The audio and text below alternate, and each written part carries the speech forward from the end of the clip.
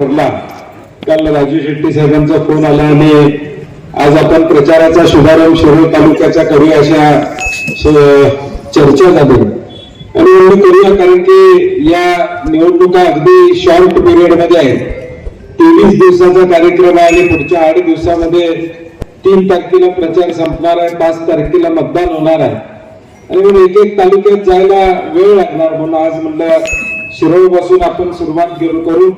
नरसिंहवाडी बसनं दत्ताचा आशीर्वाद त्या ठिकाणी घेऊया आणि जिल्ह्याच्याच शुभारंभाची सुरुवात इथे झाली असं म्हणायला काय हरकत नाही. ज्याचा उल्लेख अनेक वक्त्यांनी केला की या निवडणुका महापालिका असतील, जिल्हा परिषद असतील होतात का नाही अशी शंका निर्माण झाली होती. मधल्या काळामध्ये सामान्य माणूस विसरून गेला होता की आपल्याला महापालिका नगरपालिकेला मतदान करायचं असते. एवढा वेळ या निवडणुकीला लागला होता, परंतु या सुप्रीम कोर्टाच्या निर्णयामुळे सुदैवाने या निवडणुका लागल्या आणि ग्रामीण भागाच्या विकासाचं चक्र ज्या जिल्हा परिषदच्या माध्यमातून चालतं त्याचा निर्णय आता येणाऱ्या 5 तारखेला होणार आहे.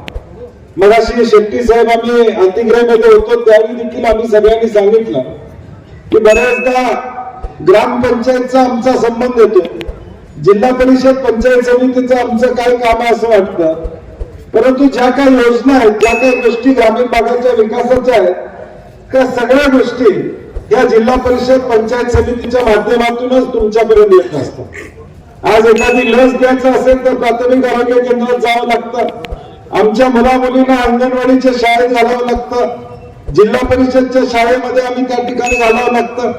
ग्रामीण रुग्णालय ग्रामीण भागामध्ये सामान्य माणसांना आधार देण्याचं काम त्या ठिकाणी करतं. जल जीवन मिशनच्या माध्यमातून गावागावामध्ये पाणी पुरवठा हा जिल्हा परिषदच्या अखत्यारीत या ठिकाणी येतो. ग्रामीण रस्ते हे हजारो किलोमीटरचे ग्रामीण रस्ते जिल्हा परिषदच्या माध्यमातून या ठिकाणी होत असतात आणि म्हणून ही जिल्हा परिषद पंचायत समितीची निवडणूक ही ग्रामीण भागाच्या सामान्य माणसासाठी अत्यंत महत्वाची, कारण की दररोज उठून आमचा या सगळ्याशी संबंध त्या ठिकाणी येतो. जसा गाव म्हणून ग्रामपंचायतचा संबंध येतो तसं गावात बाहेर पडलो की जिल्हा परिषद चालू होते, ती हायवेला येईपर्यंत जिल्हा परिषदची गरज आपल्याला असते आणि म्हणून या जिल्हा परिषद मध्ये त्या विचाराची माणसं असणं, त्या ध्येयाने जाणारी माणसं असणं ही अत्यंत काळाची गरज या ठिकाणी. आज या जिल्हा परिषदला एक मोठा इतिहास आहे. दिनकरराव यादव साहेबांच्या पासूनचा इतिहास जिल्हा परिषदला या ठिकाणी आहे आणि या जिल्हा परिषदचं महत्व वेगळं आहे आणि म्हणून आपल्या कोल्हापूर जिल्ह्याच्या दृष्टीने सुद्धा ही जिल्हा परिषदची निवडणूक महत्वाची. आज जिल्ह्यामध्ये आम्ही बघतोय कोल्हापूर महापालिकेमध्ये सगळी भांडणं विसरून एकत्रित ते आले, परंतु आता जिल्ह्यामध्ये कुठे एकत्रित या ठिकाणी आले नाही. आज वांगी एवढी लागलेले तालुक्यामध्ये त्यांच्यात भांडणं लागलेले ही परिस्थिती त्या ठिकाणी.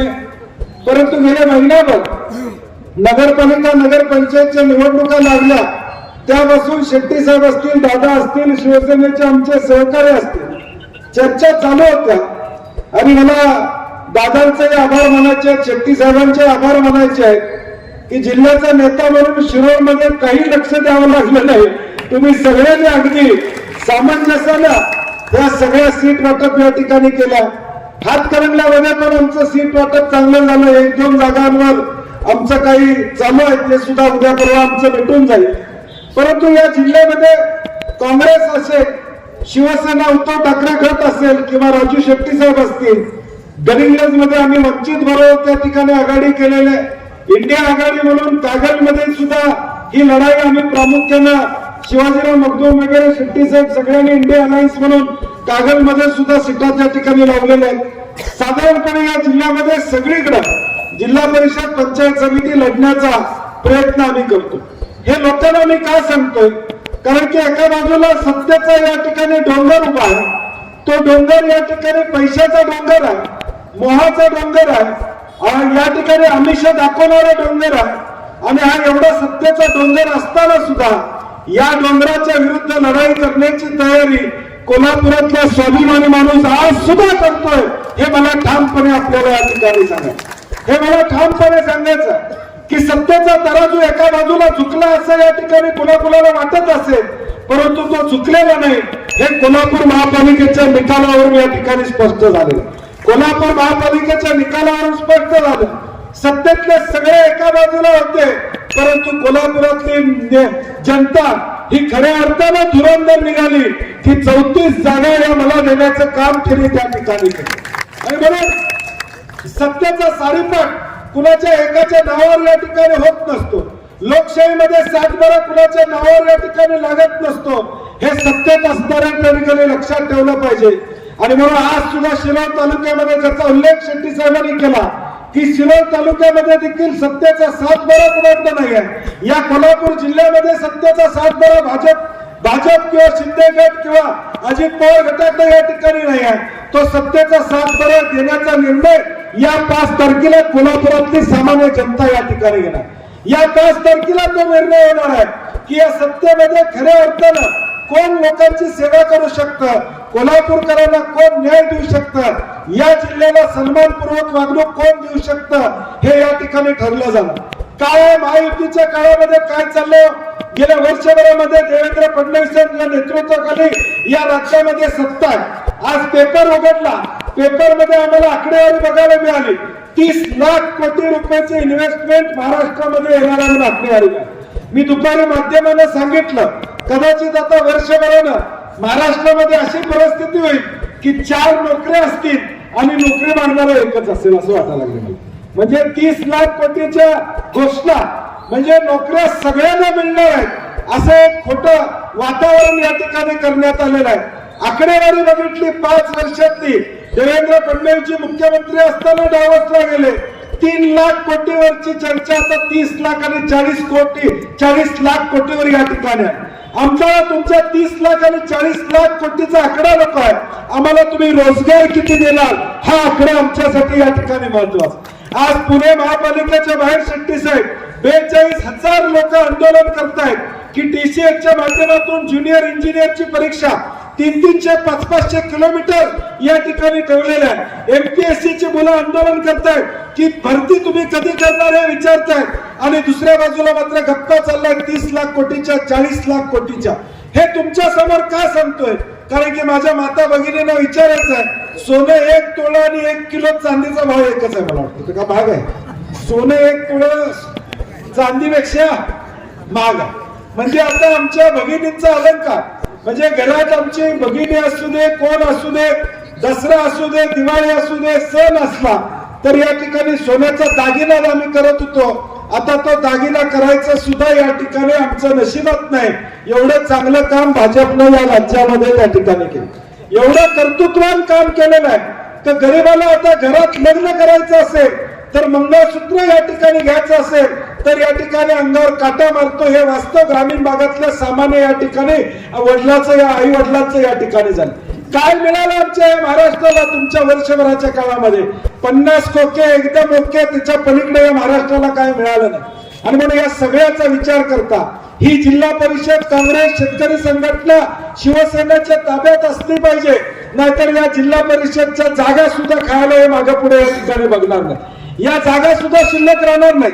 प्राथमिक आरोग्य केंद्र ग्रामीण रुग्णालय असू दे ही सगळी सक्षम करायची असतील, ग्रामीण भागातल्या रस्ते व्यवस्थित करायचे असतील, जलजीवनच्या माध्यमातून घरामध्ये पाण्याची उपलब्धता करून द्यायची असेल तर एक विचाराची सत्ता असणं गरजेचं आहे.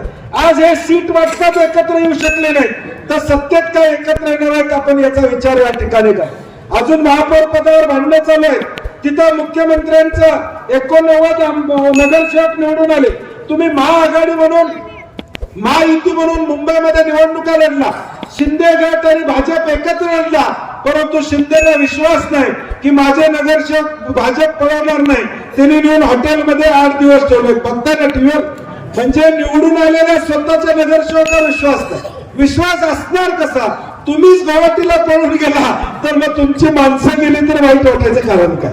तुम्ही जर उद्धव ठाकरेंना फसवून गुवाहाटीला गेला असला तर मग तुमची माणसं गेली तर वाईट वाटायचं कारण काय? एवढी भाऊबंदकी त्यांची आहे.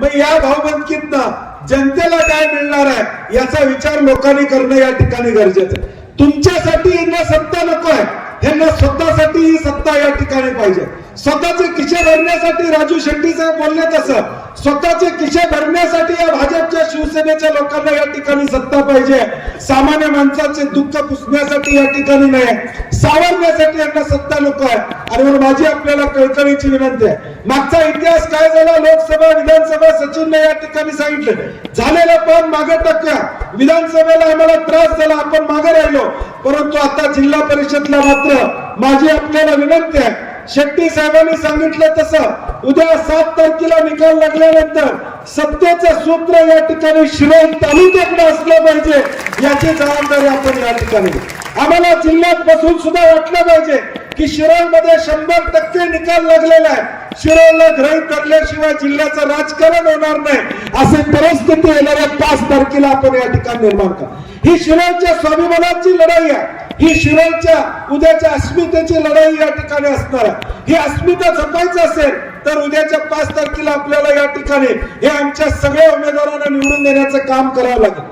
आज भाजप हिंदुत्वाचा या ठिकाणी पाडा वाजते, काशीमध्ये आता अहिल्याबाई होळकरांनी बांधलेली मंदिरं तोडली जातात, आपण व्हॉट्सअपवर आणि टीव्हीवर या ठिकाणी बघतो. ज्या शंकराचार्यांच्या समोर मोदी नतमस्तक होतात, अंबानी नतमस्तक होतात, सगळा देश हिंदू समाज नतमस्तक होतो, आज त्यांना 3 दिवसापूर्वी ऑर्डर करण्यात आली की तुम्हाला शंकराचार्य विरुद्ध या ठिकाणी लावता येणार. मग हे हिंदुत्व कुठलं आहे तुमचं? जो संत तुमच्या उलटा जाईल तो हिंदू नाही आहे. या पद्धतीचं वातावरण या देशामध्ये या ठिकाणी चाललेलं आहे. शंकराचार्य म्हणून मोदी साहेब त्यांच्या पुढे नतमस्तक झाले, असे अनेक व्हिडिओ आम्ही बघितले. आज ते शंकराचार्य ज्यावेळी काशीमध्ये मंदिरं पाडली जात आहेत त्याला विरोध करतायत, मुख्यमंत्र्यांना योगीनाथांना विरोध करतायत, त्यावेळी त्यांचं शंकराचार्य पदवी तुम्हाला वापरता येणार नाही, या पद्धतीचा आदेश या ठिकाणी येतो. म्हणजे याचा विचार आपण केला पाहिजे.